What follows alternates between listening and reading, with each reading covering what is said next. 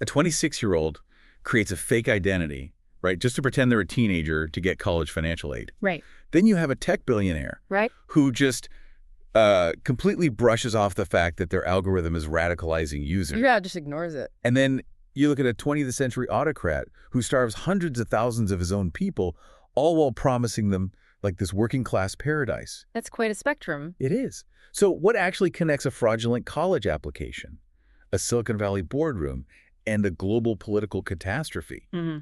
Well, it turns out human beings rely on the exact same psychological glitch to justify all three. We really do. I mean, we tend to think of ethics as this simple compass, like a needle just pointing north to good and south to bad. Right. Keep it simple. Exactly.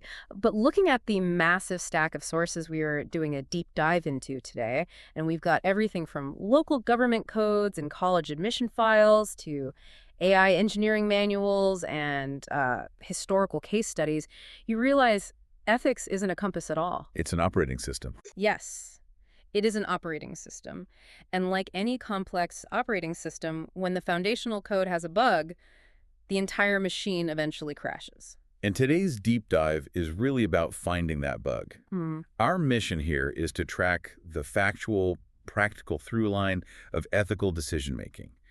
We want to understand how the rules shift, depending on if you are a high school student writing an essay, or a Silicon Valley CEO, a city manager, or even an artificial intelligence making microsecond decisions. Right, and to do that, we have to start at the baseline level. Like, where do people first start getting it wrong? Well, according to the BizLibrary source provided, it starts with the groundwork of just basic human behavior in the workplace. We usually try to define this with the word professionalism. Yeah, which is an incredibly complex umbrella term. It really is. It's not just about, like, ironing your shirt or showing up on time. It's this dense combination of interpersonal skills and unwavering work ethic and clear, respectful communication. And you always recognize professionalism instantly when it's missing. Oh, absolutely. Which brings us to, honestly, the most entertaining but also terrifying part of the source material.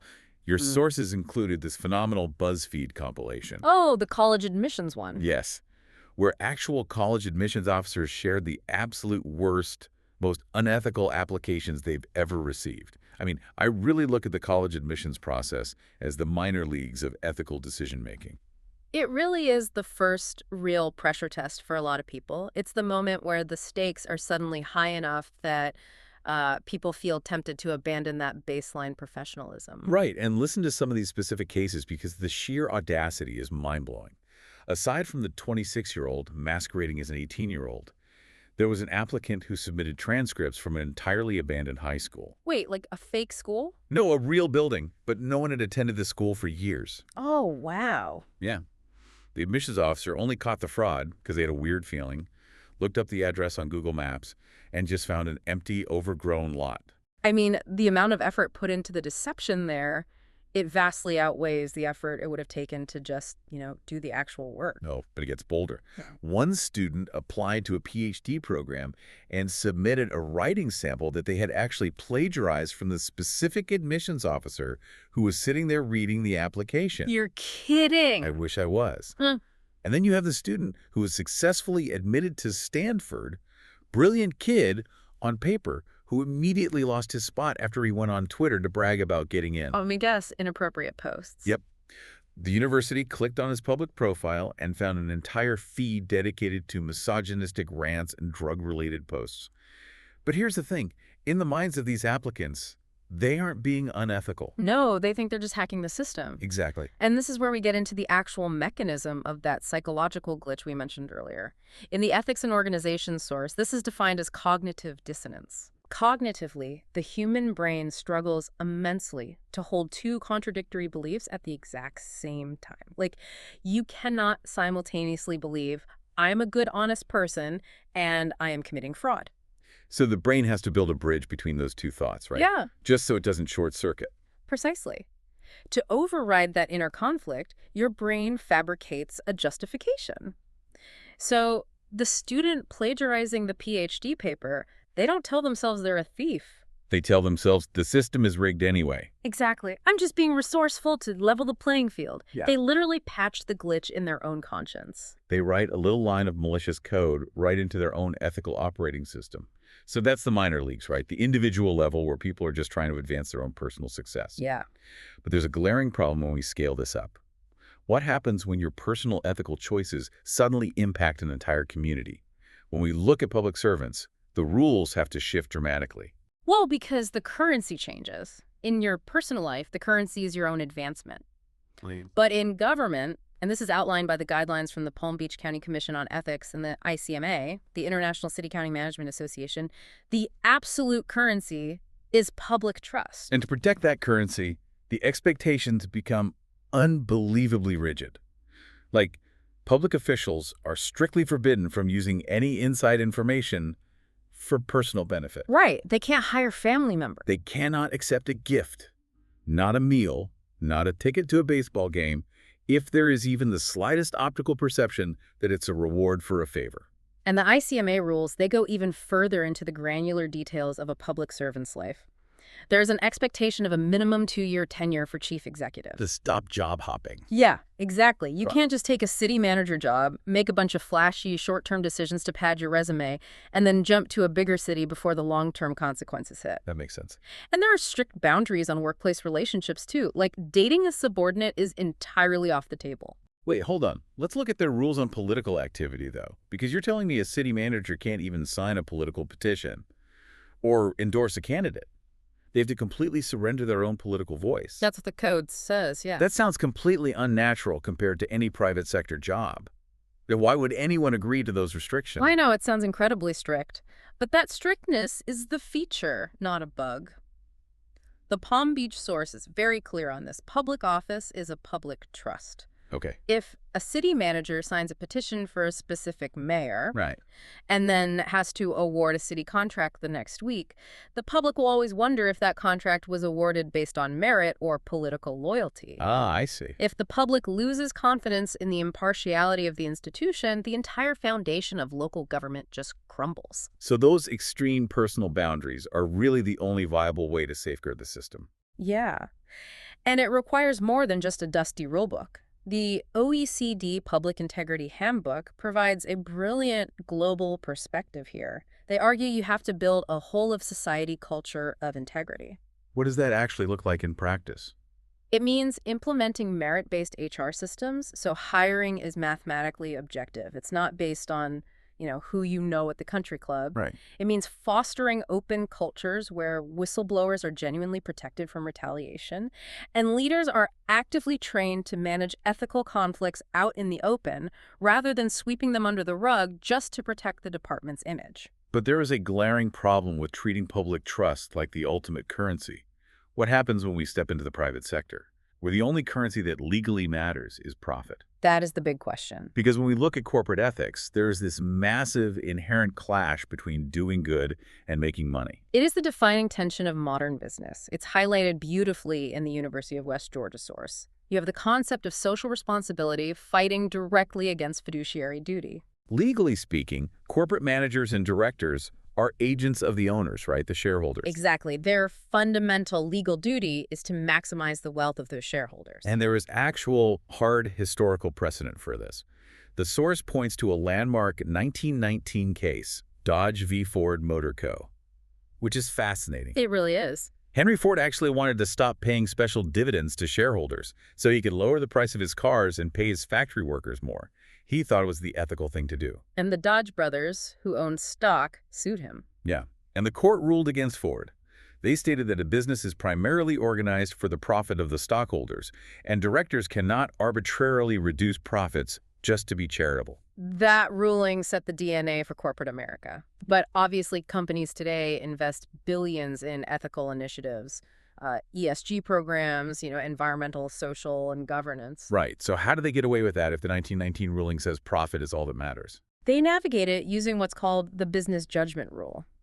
Courts will protect a board's decision to spend money on ethical initiatives as long as those initiatives can be logically aligned with long-term business strategy and profitability. So they don't say, we're reducing our carbon footprint because it's nice. No, never. They say, we are reducing our carbon footprint to mitigate long-term supply chain risks and appeal to a newer demographic of consumer, which secures shareholder value. Exactly.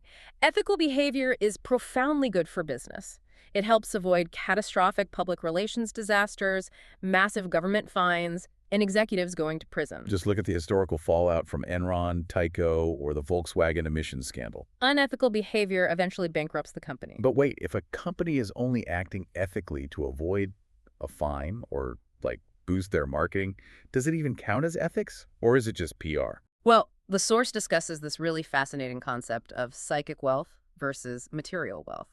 Investors today are demanding both. They want the material wealth of a financial return, but they also demand the psychic wealth of knowing their investment isn't relying on child labor or, dumping toxic waste into a river. Right. From a strictly legal and fiduciary standpoint, the internal moral purity of the CEO doesn't actually matter. Alignment is what matters. If society and investors demand ethical behavior, then behaving ethically is the only way to fulfill your fiduciary duty. So traditional corporations use the business judgment rule to balance profit and morality.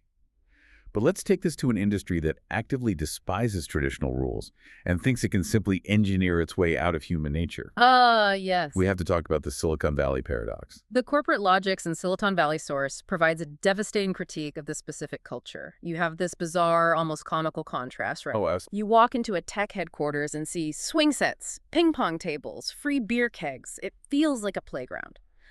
But those same people playing ping pong are simultaneously navigating massive, society-altering ethical crises regarding data privacy, election interference, and algorithmic radicalization. And their solution to these massive crises has been the rise of what the source calls ethics owners. They hire these charismatic, highly credentialed people to run around the company and try to install ethical guardrails. Right, but the source points out that the culture itself has a fatal flaw. It's rooted in market fundamentalism and meritocracy. These companies are so utterly convinced of their own intellectual superiority that they view ethics not as a moral dilemma, but as just another technical puzzle. They think they can solve morality with a checklist or, a new line of code. They treat an ethical breach like a software bug. If their algorithm is prioritizing outrage and radicalizing a subset of users, they don't rethink the algorithm, they just try to patch it with a quick update.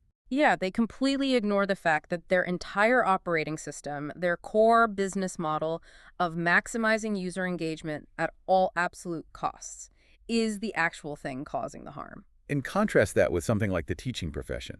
If a teacher is caught stealing or committing a profound ethical violation, the accountability is a straight line. They are fired. Exactly. But in Silicon Valley, the harm is systemic, but the accountability is entirely diffused across 1,000 engineers. No one person takes the fall. Which leads to a phenomenon the source identifies as institutional isomorphism. It's a dense academic term, but the mechanism is incredibly simple. Basically peer pressure for corporations. Pretty much. Because these tech companies operate in an isolated echo chamber, they just end up mimicking each other's public relations moves. So Google sets up an external ethics board, so Facebook sets one up, so OpenAI sets one up. It's just performative self-regulation. Yes. They do it to stave off actual binding government regulation, carefully avoiding the deep structural business model changes that would actually protect users but might, threaten their hypergrowth. And that performative self-regulation is terrifying because their failure to structurally solve ethics has led us directly to the most urgent crisis of our lifetime, artificial intelligence. It really has. If we couldn't even get social media ethics right, how are we supposed to engineer ethics into an AI before it completely outpaces our ability to control it? Well, the good news is we are finally starting to see rigorous mathematical frameworks emerge to address this rather than just philosophical debates.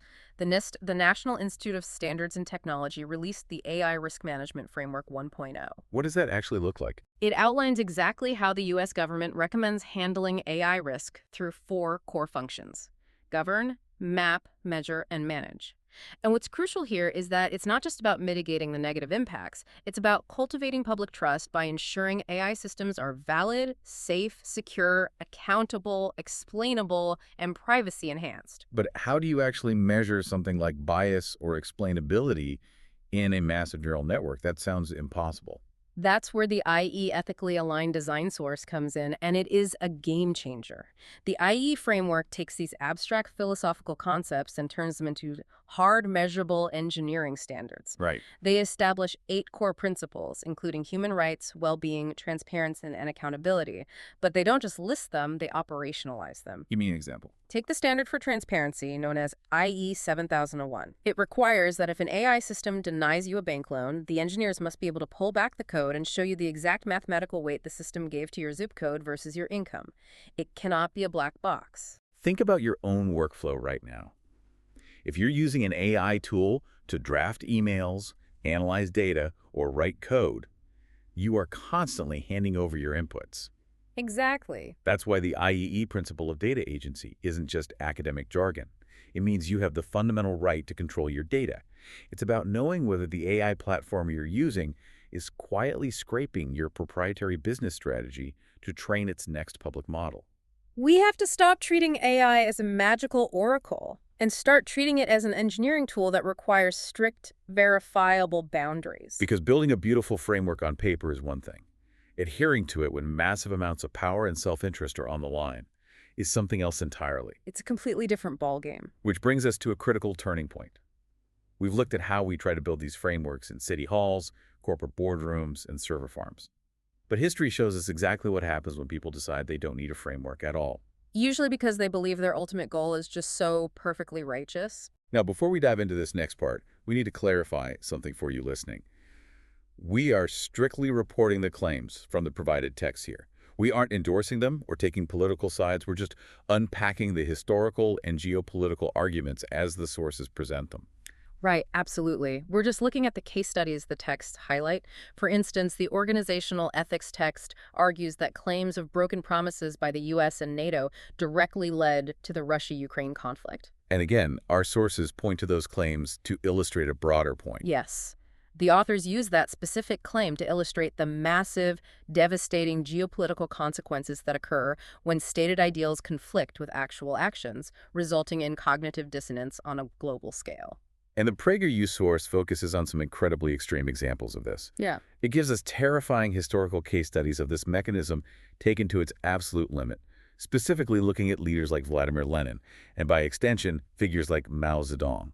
According to the text, Lenin promised the Russian people a literal utopia. His slogan was peace, land, and bread. But because he was driven by pure ideological absolutism, he delivered the exact opposite. The source states he established the Cheka, a ruthless secret police force, shut down freedom of speech and religion, held show trials, and initiated the Red Terror. Lenin and leaders like Mao who followed similar paths, they serve as the ultimate historical warnings of what happens when objective ethics are replaced by utopian ideology. They appeared to possess great ideals. I mean, a Marxist utopia where everyone is perfectly equal sounds wonderful on paper. But great ideals are not great ethics. They are completely different operating systems. Exactly. The source details how these characters were driven by a stubborn, pathological refusal to admit their own mistakes. When their radical economic policies failed and millions of people were starving, they didn't adjust their methods. They didn't admit fault. No, because driven by self-interest and a desperate need to maintain their grip on power, their brains utilized that same cognitive dissonance we talked about earlier. They couldn't be wrong, so someone else had to be sabotaging the utopia. So they sacrificed others. In Lenin's case, he blamed the kulaks. Which was a term he loosely applied to any landowning farmer, right? Or, honestly, anyone who simply resisted his policies. And he had them slaughtered or sent to labor camps. This is the ultimate danger of cognitive dissonance on a macro, lethal scale. When you genuinely believe your end goal is perfectly righteous, when you believe you are building a literal utopia, you can justify any horrific, unethical means to get there. You patch the glitch in your conscience by telling yourself the terror is simply the necessary price for the greater good. Whether it's a student plagiarizing an essay because they think the system is rigged, a CEO covering up an emissions scandal to protect shareholder value, or an autocrat ordering mass arrest to protect a political ideology, the internal mechanism is identical. It is the fundamental refusal to be accountable to an objective standard of behavior. We have covered incredible ground today.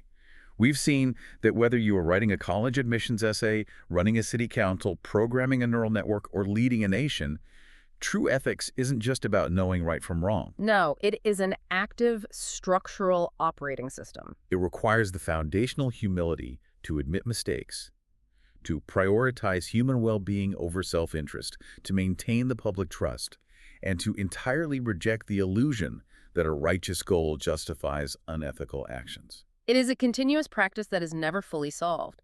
And as we rapidly approach an era where artificial intelligence will be making decisions at the speed of light, approving home loans, diagnosing illnesses, and potentially even steering government policy, we have to ask ourselves a very serious question. What's that? If human history is just a long record of us constantly trying and failing to patch the ethical bugs in our own code, whose morality are we actually writing into the machines? Oh, wow. That is a deeply chilling yet vital thought to leave on. Remember, ethics isn't just a philosophical debate. It's the invisible infrastructure holding up every single decision we make. Thank you for joining us on this deep dive into your sources. Keep questioning the framework, and we'll catch you next time.